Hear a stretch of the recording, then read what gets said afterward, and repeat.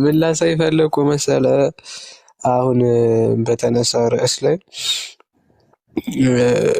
ክርስቶስ እንዳይሰቀል የሚፈልገው ማን ነበር? ኦኬ ርኩስ መንፈስ ወይም ዲያብሎስ ነው። እሱም በማያሻማ ሁኔታ ተቀምጧል።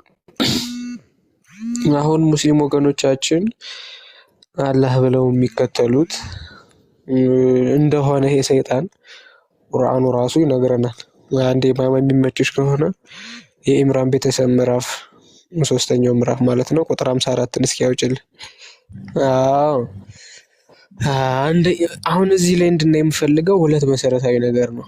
አንደኛ እንትኑ አረብኛውን ሲተረጉሙት ማደም ብለውታል። ማደም አድመኛ መሆን።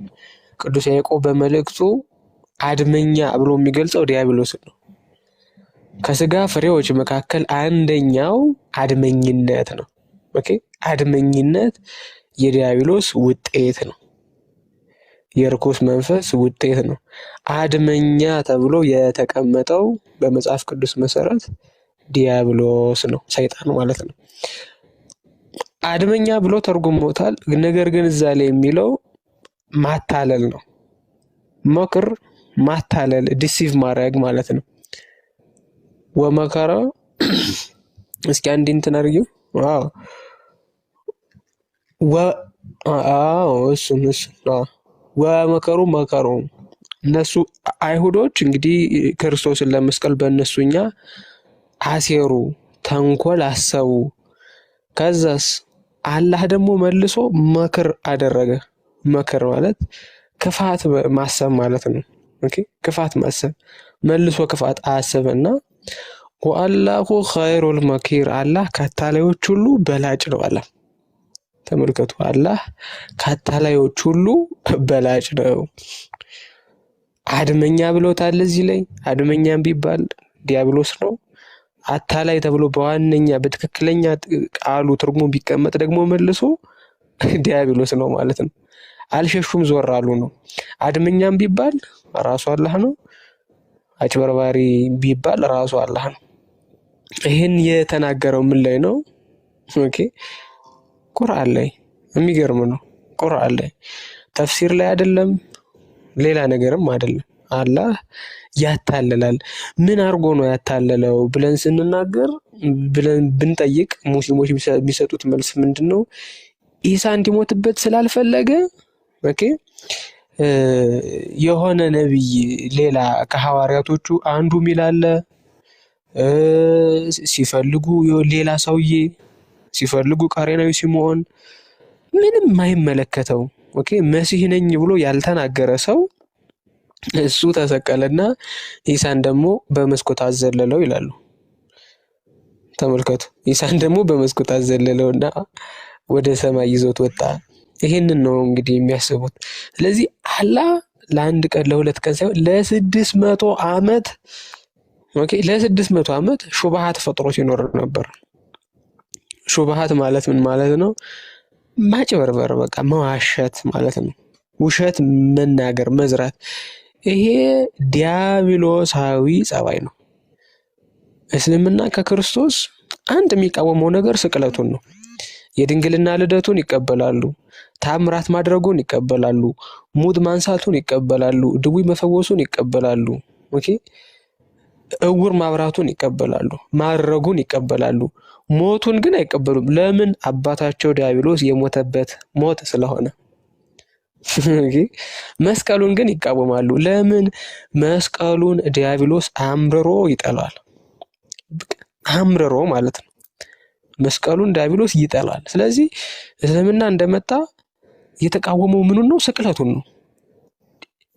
እኔ እኮ በድንግልና ተወለደ ከማለት ያለ ወንድ ዘር ተወለደ ከማለት እና ሞተ ከማለት የትኛው ነው ለአንድ ሰው የሚቀለው? እንደነሱ ንግግር ለአንድ ተራ ሰው የሚቀለው ምኑ ነበር? ሞተ መባሉ ነው አይደል የሚቀለው? የድንግልና ልደቱ ሳይገርማቸው ከህሊና በላይ ሳይሆንባቸው ሳይጨንቃቸው ሞቱ ግን ጨነቃቸው። ሞቱ ጨነቃቸው። አሁን እዚህም ላይ ሱረቱል ኒሳ የሴቶች ምዕራፍ 157 ላይ አርጊው እስኪ። እሱን ማለት ነው። ምን ይላል? እኛ የአላህን መልእክተኛ የመርየም ልጅ አልመሲህ ኢሳን ገደልን በማለታቸው ይላል ረገምናቸው። ተመልከቱ የሙስሊሞች አረዳድ ምን ያክል የተመታ እንደሆነ እንድታዩት ስለምፈልግ ነው። መጽሐፉ አልሞተም አይልም፣ አልገደሉትም ነው የሚለው። ኦኬ አልሞተም አይልም። ሳብጀክቱ እዚህ ጋር የገደሉት ሰዎች ናቸው እንጂ ሟቹ አይደለም። ለምሳሌ ልደት ከኔ ጋር ራት አልበላም ብል ጭራሽ ራት አልበላም ማለት እኮ አይደለም። ከሌላ ሰው ጋር ሊበላ ይችላል አይደለ? ኢሳን ኦኬ አይሁዳውያን አልገደሉትም ማለት ሌሎች ሰዎች አልገደሉትም ማለት አይደለም። ሟቹን የሚመለከት ቢሆን ኖሮ ኢሳ አልሞተም ነበር መሆን የነበረበት። እዚህ ጋር ግን ስለ ገዳዮች ነው የሚያወራው። ኦኬ አልገደሉትም አልሰቀሉትም ማለት ግን ለነሱ የተገደለው ሰው ያው በቅንፍ የሚያረጉበት ማብራሪያ በጣም ነው የሚገርመኝ። የተገደለው ሰው እስኪ እንትን አድርጊለት በኢሳ ተመሰለባቸው ነው የሚለው። በኢሳ ተመሰለ። ተመልከቱ መሲህ ነኝ ብሎ ክሌም ያላደረገ ኦኬ እኔ በድንግልና ነው እየተወለድኩት ያላለ ምንም የማይመለከተው ሰው አንድ ሼክ እየተናገሩ ያየው ነበር ባለፈው። ይሄ ነንሰንስ ነው። በኢሳ ምትክ ሌላ የማይመለከተው ሰው ሞተ ማለት የአላህን ፍርድ ምንድን ማለት ነው ይላል። የአላህን ፍርድ መጠየቅ ነው። ይሄ ነንሴንስ ይዛችሁ አትምጡ ሙስሊሞች ይላል። ዌይት ቲል ዘ ዴይ ኦፍ ዘ ጀጅመንት ይላቸዋል። እንደውም የቂያማ ቀን ጠብቁ፣ ሁላችሁም ለዚህ መልስ ትሰጡበታላችሁ፣ አልሞተም አትበሉ እያለ ሙስሊሞችን በደንብ አድርጎ እየወቀሰ ኦኬ ይነግራቸዋል። ቢያንስ ወደዚህ ሪያላይዜሽን መጥተዋል ሙስሊሞች which is a good thing። ይሄ ቴክኖሎጂ ጥሩ ነው። ስለዚህ ምንድነው ቁም ነገሩ? ማስመሰሉ እዚህ ላይ ብቻ አይደለም የተጠቀሰው። 8ኛው ምዕራፍ ላይ ቁጥር 39 አካባቢ ይመስለኛል እንደዚሁ ዳዊትን ጣሉት ሊገለው ሲል ጣሉት የሚሉት በነገራችን ላይ ሳኦል ነው። እሺ ሳኦል ጣሉት ነው ጣሉት ነው ስሙና እሱ ዳዊትን ሊገድለው በፈለገ ጊዜ አላህ ምን ያደርጋል? ብዙ የሸረሪት ድር ኦኬ ያመጣና ዳዊትን ይሸፍነዋል። ከዛ ዳዊትን ከሸፈነው በኋላ ጣሉት ወደ ዋሻው ገብቶ ያጣዋል። የዛን ጊዜ አላህ ምን ይላል? እኔ ኸይሩል መኪር ነኝ ይላል። ከአታላዮች ሁሉ በላጭ ነኝ አለ። ዳዊትን ደብቆ እንትን ስላለው ማለት ነው። ከአታላዮች ሁሉ በላጭ ነው አላህ። እና ባጭሩ በቁርአኑ ብንመለከተው ለምሳሌ ስሙ ቁርአን ላይ አልፈታን ይባላል። ህዝቡን የሚፈትን ማለት ነው። ህዝቡን የሚፈትን ፈታኙ ተብሎ እየተነገረው መጽሐፍ ቅዱስ ላይ ዲያብሎስ ነው። ዲያብሎስ ከ99 ስሞቹ መካከል አዷኢር አንዱ ነው፣ ጎጂው ማለት ነው። ይህ የሚገርም እኮ ነው። አላህ እኮ ዝም ብሎ ፊቱን ያፈጠጠ ዲያብሎስ እኮ ነው ራሱ። አዷኢር ምን ማለት ነው?